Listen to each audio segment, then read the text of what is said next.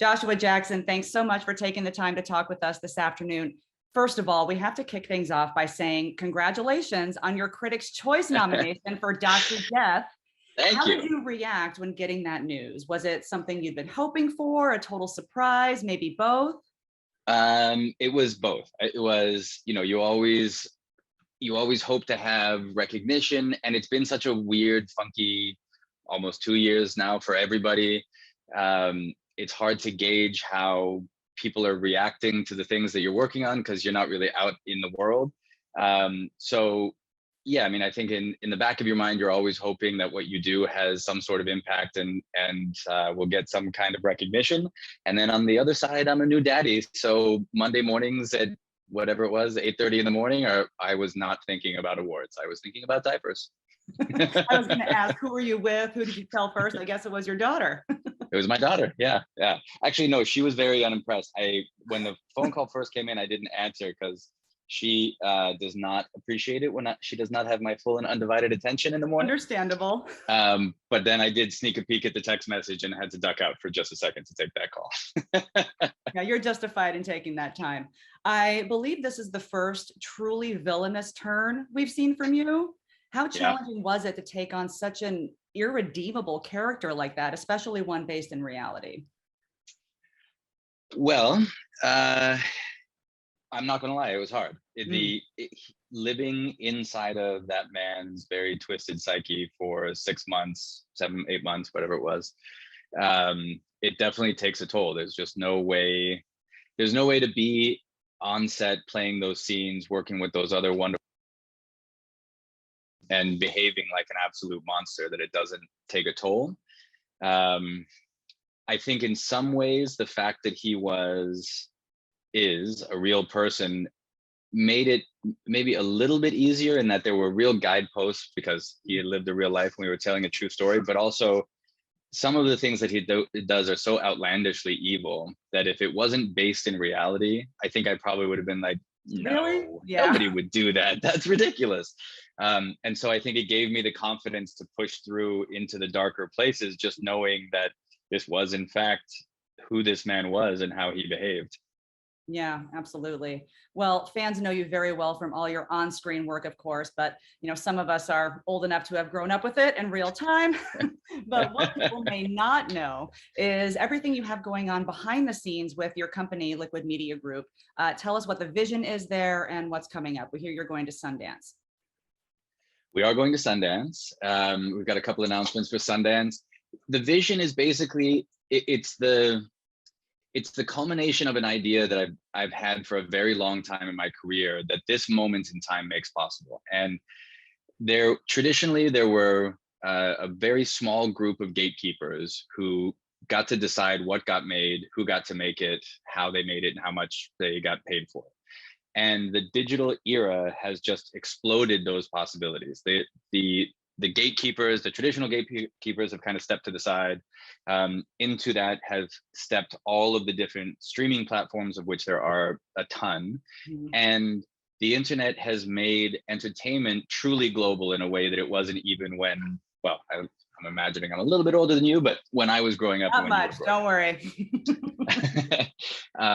And it's a really exciting possibility. When I was coming up, if you wanted to see a foreign film, there was like that one theater that would have the quote unquote art house movies. And if you wanted to see foreign TV, you basically couldn't. There was no way to get access to it except for maybe on a tape 10 years later. And now we have access to all of our stories all the time. So the company came out of that idea of like, okay, so we've radically changed the rules of how to get in the game.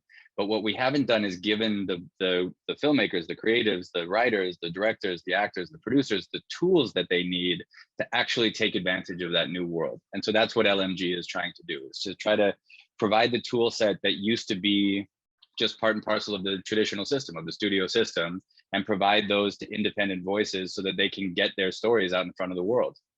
Yeah, absolutely. Well, congratulations on that. And we're looking forward to seeing what comes next from it. But you said streaming, it's always fun to kind of take a look back too. And Dawson's Creek is now on Netflix in its entirety. Friends and Seinfeld found a whole new audience once they started streaming. Are you finding that that's the case now with Dawson's too? Any new Team Pacey members approaching you or hitting you up on social media who maybe missed it the first time around? Well, I definitely try not to read my comments too much, so I don't have Probably too much to wise. report on the social media side of things. But I will say anecdotally that, and now I'm going to age myself. I started noticing a couple years ago, my friends' kids. I went from being like just another old guy in the room to being like, hey, didn't you used to be that guy?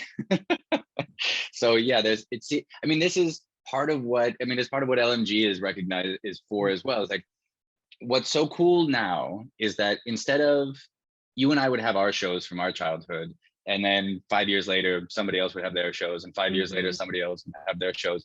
But now you have access to all of it all the time. So good stuff can live forever, potentially, right?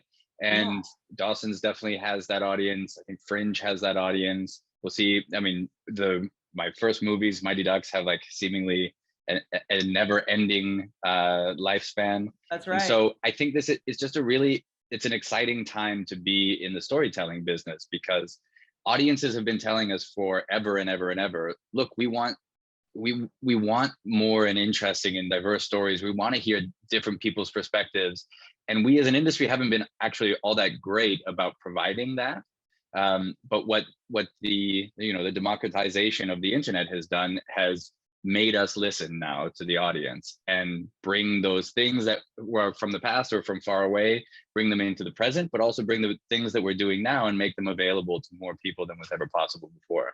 That's right. We're bringing it full circle. And I have to ask, was your wife Jodie a Dawson's Creek fan before meeting you? If not, is she finally Oh catching yeah. up on what all the fuss was No, about? she was big time Team Pacey. Little did I know I was grooming my wife. That's a little uncomfortable way back then by doing that show. Yeah, no, she was definitely Team Pacey, or at least that's what she tells me. I guess she couldn't really tell me otherwise, could she? Not at this If point. I find out that she's a crypto Dawson fan, I'm going to be very, very disappointed. Yeah, I understandable. And your daughter is entering toddler territory now. So they grow up so fast. Do you foresee Not watching entering. it? That baby is walking and talking. She is Oh an man. undeniable force. Do you foresee watching it with her at some point, letting her discover it on her own or not? I say that as I someone don't who know. I watched mean, Dawson's with my dad as a teenager, and he was but you were a teenager, right? So right. I think at the point at which the bigger question for me is more like like really children's oriented stuff. Like, I don't know, by the time she's old enough to watch, like that Mighty Ducks would be appropriate for her to watch, which is not that far in the future. I'm not sure if she'll be old enough yet for me to explain like, this is your baby father, but not playing Yeah. somebody else, doing other things that didn't impact him. So I think by the time we would get to like a Dawson's Creek era, she'll have a fully formed opinion about whether she gives a rat's ass about watching Daddy on TV. I expect she'll be at least mildly curious, but we'll cross that bridge when she's ready for it, maybe Yeah, in when we 10, get there. 12, 15 years at some point. And speaking of fatherhood, how much fun is it to see your daughter react to holiday festivities now that she's able to absorb it a little bit more than when she was much newer to the world last year? It must be a blast for all of you. I mean, she's a blast.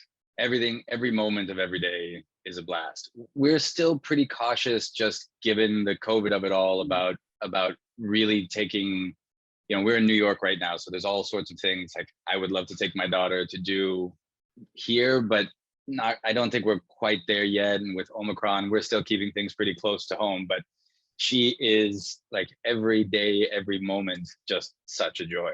She's Yeah. just awesome to be around. Yeah.